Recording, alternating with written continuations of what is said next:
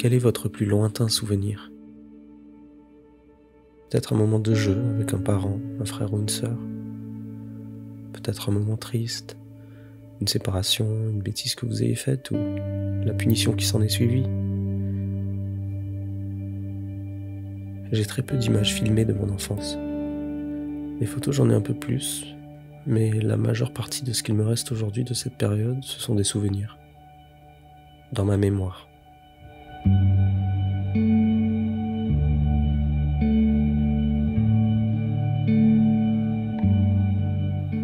Je suis quelqu'un de profondément nostalgique. Lorsque je revois de vieux amis, il y a toujours un moment, après quelques verres qui délient nos langues, où nous nous remémorons notre adolescence. Les bêtises qu'on a faites, les fous rires qu'on a eus. Ma nostalgie n'est pas dans le regret ou le manque de ce qui n'est plus. Je n'en souffre pas.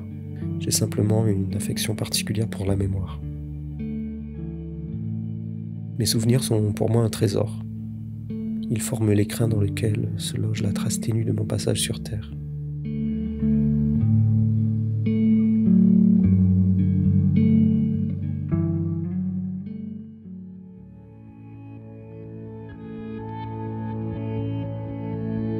Les souvenirs sont une partie importante de notre identité.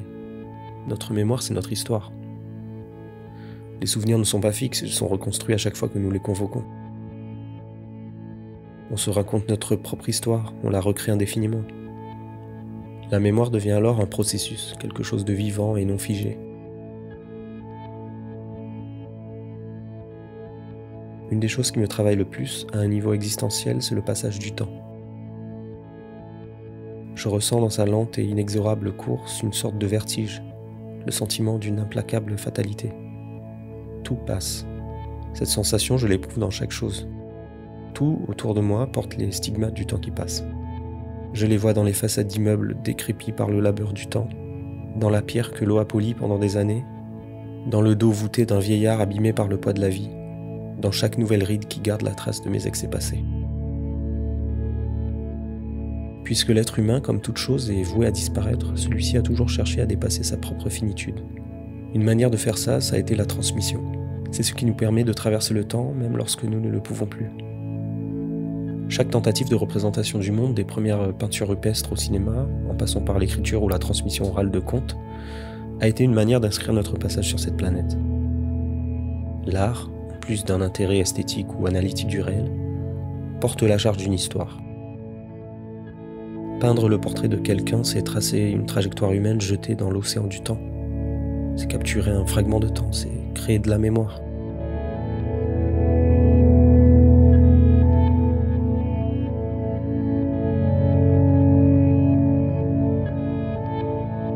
L'histoire que se raconte le monde commence officiellement avec l'écriture. Je dis officiellement car des traditions orales existaient sans doute déjà. La transmission orale est une forme de mémoire partagée également, mais l'écriture a été une invention plus propre à traverser le temps et à partager de manière universelle. Jacques Rancière, philosophe français qui travaille sur l'esthétique et la politique, dit dans son ouvrage L'inconscient esthétique que l'écriture est une parole des choses qui ne peuvent parler pour elles-mêmes. Je cite. L'écriture muette, en un premier sens, c'est la parole que portent les choses muettes elles-mêmes. Tout est trace, vestige ou fossile. Toute forme sensible, depuis la pierre ou le coquillage, est parlante. Chacune porte, inscrite en stries et en volutes, les traces de son histoire et les signes de sa destination.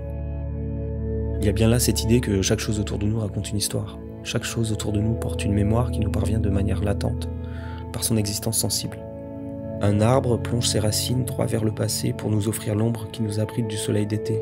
Le vent porte le chant des montagnes venues du fond des âges. Il suffit de regarder, d'écouter ou de sentir. Le monde nous raconte son histoire et nous devenons par la même occasion les garants de cette mémoire.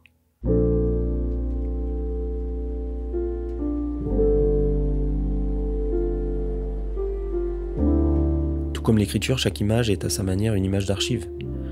Une peinture, une photo ou une image filmique véhicule avec elle le contexte de son époque et la représentation d'une vision à un temps donné. Dans La Chambre claire, en parlant de la photographie, Roland Barthes disait qu'on ne pouvait jamais nier que la chose photographiée a été là. Cela que je vois s'est trouvé là, dans ce lieu qui s'étend entre l'infini et le sujet. Il a été là, et cependant tout de suite séparé. Il a été absolument, irrécusablement présent. et cependant déjà différé. Cette théorie de Barthes exclut cependant plusieurs pans de la photographie expérimentale ou non figurative, ou des techniques comme la double exposition. Ce que je vois dans ce cas n'a jamais été là tel que je le vois. Mais ce qui est intéressant dans cette idée, c'est qu'elle suggère que la photographie montre toujours un passé qui a été. C'est ce qu'il nommera le fameux « ça a été » de la photographie. Le cinéma porte lui aussi cette charge du passé. Un film entraîne avec lui toute l'imagerie, au présent du visionnage, d'un temps révolu. Même dans les films de fiction, il y a la marque d'une époque, le témoignage de quelque chose qui a été. Ne serait-ce que par les acteurs qui parfois ont disparu et sont ramenés à la vie sous nos yeux. でも、ヒントか何かもらえませんか？ハクと私、ずっと前に会ったことがあるみたいなんです。じゃあ話が早いよ。一度会ったことは忘れないものさ。思い出せないだけで。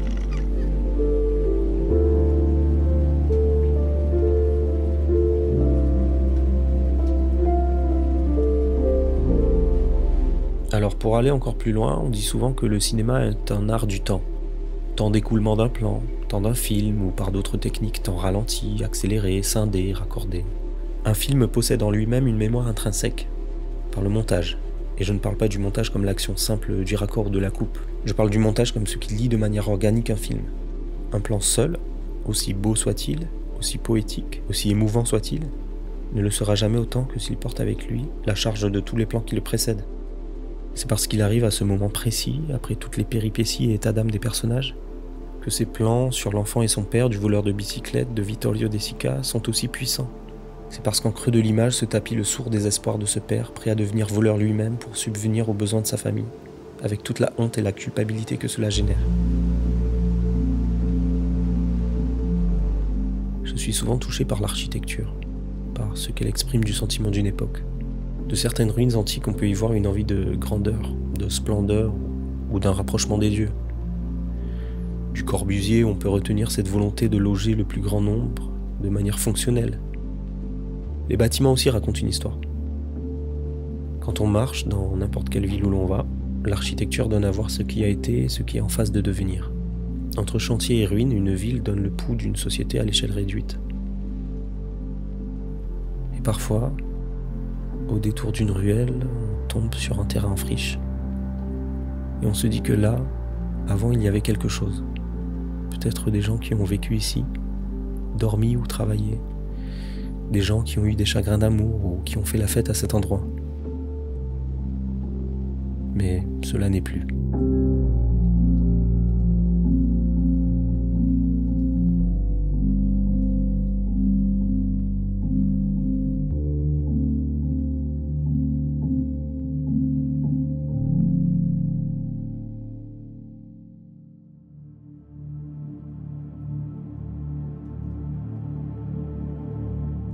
Dans le jeu Elden Ring, lorsqu'on arrive à certaines églises appelées églises de Marika, des échos de la voix de celle-ci nous parviennent par l'intermédiaire de Melina qui nous accompagne dans notre périple. Présence d'une absence, ces échos sont les résidus de ce que fut jadis la reine Marika et nous font percevoir un bref aperçu de ce à quoi pouvait ressembler le monde de l'Entre-Terre. Nous arrivons dans un univers qui a vraisemblablement une lourde histoire et devons trouver notre voie dans celui-ci. L'Entre-Terre est jonché de ruines en tout genre, décombres d'anciennes guerres ou civilisations puissantes.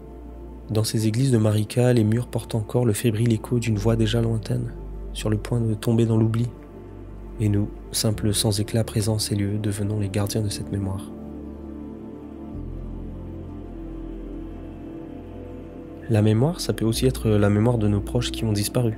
Le souvenir des bons petits plats de sa grand-mère, d'un animal qui nous a quittés ou d'un ami parti trop tôt. Ça peut être le souvenir d'un événement avec une personne qui n'est plus, ou des paroles qui nous ont marqués. Une petite phrase de simples mots mais qui porte à eux seuls la mémoire de cette personne. Les mots deviennent alors comme une incantation, qui dès qu'on les formule font revivre magiquement un souvenir passé.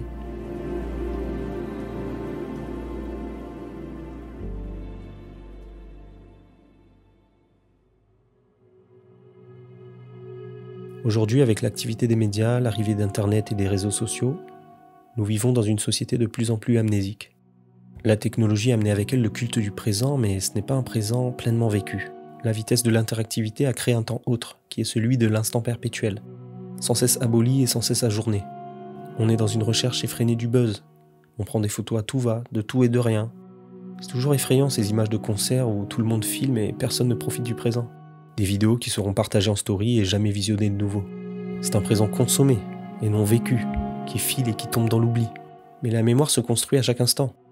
Le présent qui passe est une mémoire en devenir. Sauf que ce présent-là, tel que la société actuelle le construit, est un présent qui n'a pas le temps de s'imprimer. Rien ne reste, rien ne persiste. Mais il n'y a pas que le passé qui en souffre. Le futur est lui aussi dans l'impossibilité de se créer. Paul Virilio, philosophe de la vitesse, écrit dans Le futurisme de l'instant « Passé, présent et futur se contractent dans l'instant omniprésent. Comme l'étendue du globe terrestre le fait de nos jours, dans l'excès de vitesse de l'accélération constante de nos déplacements et de nos télécommunications. »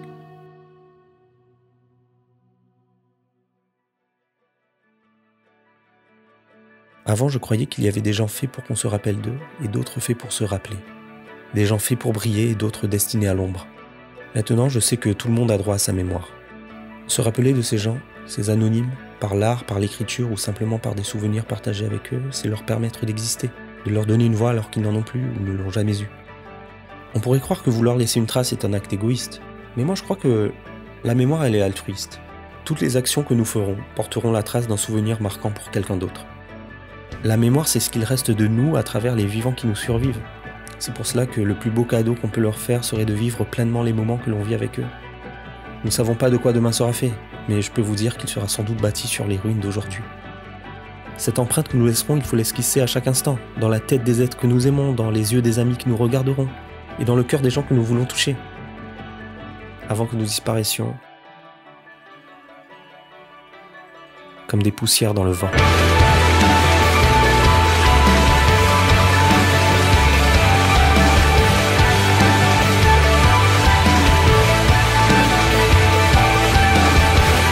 Merci à tous d'avoir regardé cette vidéo, j'espère que ça vous a plu. N'hésitez pas à laisser un petit commentaire sur ce que vous avez ressenti, si ça vous a plu ou pas.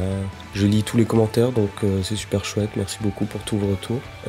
Voilà, juste pour vous dire que je vais ouvrir une page Tipeee pour ceux qui veulent soutenir la chaîne.